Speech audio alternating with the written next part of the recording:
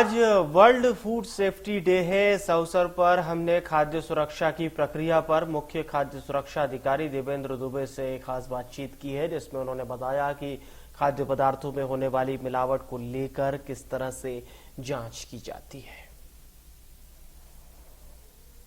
आज world food safety day है, तो वर्ल्ड फूड सेफ्टी डे पे हम जानेंगे कि किस तरीके से खाद्य विभाग के द्वारा मिलावटखोरों के खिलाफ कार्रवाई की जाती है और कैसे खाद्य पदार्थों की जांच की जाती है। मुख्य खाद्य सुरक्षा अधिकारी देवेंद्र दुबे जी हमारे साथ हैं। Sir, world food safety day पर दर्शकों को आप कैसे बताना चाहेंगे कि जो मिलावटखोर होते हैं, जो खाद्य पदार्थों की जांच होती है, किस तरह से इंस्पेक्शन किए जाते हैं ताकि लोगों को सुरक्षित खाद्य पदार्थ खाने को मिले?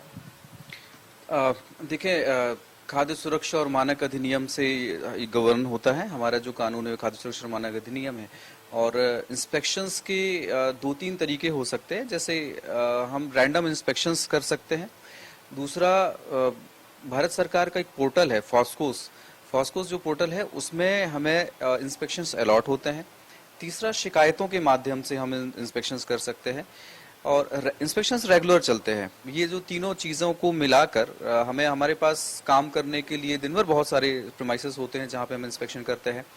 और इंस्पेक्शंस में सबसे पहला तो हमें ये काम करना होता है कि हमें व्यवस्थाओं को एक क्रॉस चेक करना होता है कि हाइजीनिक जो कंडीशंस हैं वो वहाँ पे बनाई गई हैं कि नहीं है।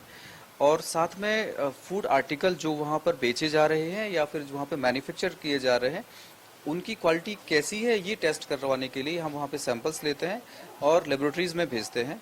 लेबोरेटरीज में उनकी टेस्ट होता है और उसकी क्वालिटी के बारे में हमें पता चलता है।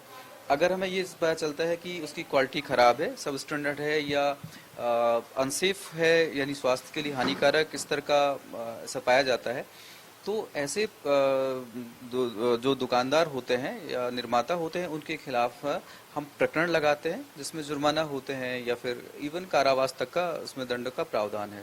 अभी हाल ही में आपने मैंगो जूस की भी सैंपल कलेक्ट किया था कि जिस तरीके से 10 रुपए में मैंगो जूस दे रहा है, क्योंकि जो आम आ रहा है वो 80 से 90 रुपए किलो तक खुले बाजार में मिल रहा है।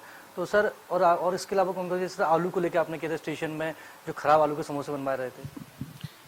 देखिए, एक तो हिंट समय लेना चाहिए है कि अगर कोई बहुत सस्ते में कोई चीज़ बेच रहा है तो उसमें इस बात की आशंका होती है कि कुछ मैल प्रैक्टिस हो रहा है, कोई गलत तरीके अडॉप्ट किए जा रहे हों। तो अगर 10 रुपए में मैंगो शेक मिल रहा है तो उसमें संभावना इस बात की है कि कुछ ना कुछ गलत चल रहा होगा। तो इसलिए हमने उनमें चेक किया है, साथ में हमने सैंपल्स लिए हैं, लैब को भेजा हुआ है। अगर उसमें कुछ ऐसे अपमिश्रण अगर होगा, कोई गलत चीज़ों को उसमें डाला हुआ होगा तो उसके टेस्ट रिपोर्ट से पता चल जाएगा और हम अकॉर्डिंगली हम उसमें एक्शन लेंगे।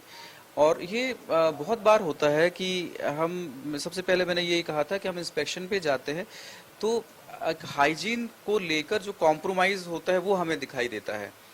या तो लोग जल्दी में होते हैं या फिर लोग कॉस्ट कटिंग करना चाहते हैं। जो आलू का जो घटना थी उसमें बहुत सस्ते आलू को आलू वड़े या समोसों में उपयोग करके वो 2 या 3 रुपए में एक समोसा बेचा जा रहा था।